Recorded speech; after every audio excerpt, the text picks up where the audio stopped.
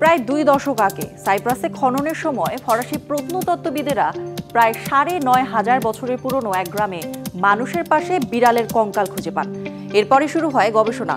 মানব সভ্যতার প্রাচীনতম গৃহপালিত প্রাণী কি তবে বিড়াল?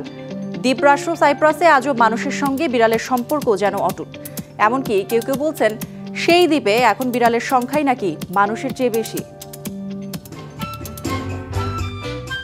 ভূমধ্য সাগরের পূর্বাংশে ছোট্ট দ্বীপরাষ্ট্র সাইপ্রাস। মোট জনসংখ্যা প্রায় 10 লাখ। পাহাড়ের পাদদেশে গড়ে ওঠা অপূর্ব সুন্দর এই গ্রামগুলো যেন প্রকৃতির কোলে এক সাজানো ছবির মতো। ইউরোপীয় ইউনিয়নের সদস্য রাষ্ট্র সাইপ্রাস এখন এক অদ্ভুত সমস্যায় পড়েছে। দেশটিতে বিড়ালের সংখ্যা এতটাই বেড়েছে যে সেখানে গড়ে প্রতিটি মানুষের জন্য রয়েছে অন্তত একটি করে বিড়াল। তবে স্থানীয় অনেকের দাবি এখন বিড়ালের সংখ্যা মানুষের চেয়েও বেশি। মধুর এই বিড়াল উৎপাত ঠেকাতে সাইপ্রাসে চলছে সরকারিভাবে বিড়াল জন্ম নিয়ন্ত্রণ কর্মসূচি, কিন্তু তাতেও মিলছে না ফল। এ অবস্থায় পার্লামেন্টের পরিবেশ বিষয়ক কমিটিতে দাবি উঠেছে প্রজনন ক্ষমতা রোধে প্রকল্পের পরিসর আরও বাড়ানো প্রয়োজন।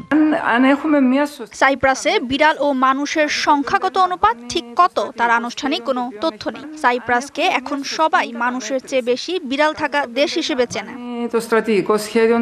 শিকারী বিড়ালের কারণে দেশটির পরিবেশ ও আবাসিক এলাকা ক্ষতিগ্রস্ত হওয়ার শঙ্কা তৈরি হয়েছে। শুধু তাই নয়, বন্য বিড়ালের দল খাবার ও আশ্রয়ের সন্ধানে উঠে আসে সড়কে। সেগুলো সড়কে ঘোরাফেরা করার সময় কখনো কখনো চলন্ত গাড়ির সামনে চলে আসে। এতে দুর্ঘটনার ঝুঁকি বেড়ে গেছে।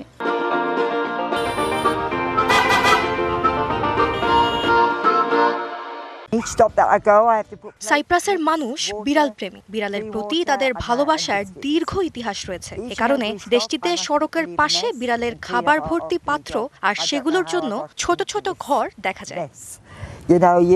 সাইপ্রাসের অর্থনীতির অন্যতম চালিকা শক্তি পর্যটন। প্রতি বছর লাখ লাখ পর্যটক বিড়াল দেখতে অপরূপ এ দেশটিতে বেড়াতে আসেন।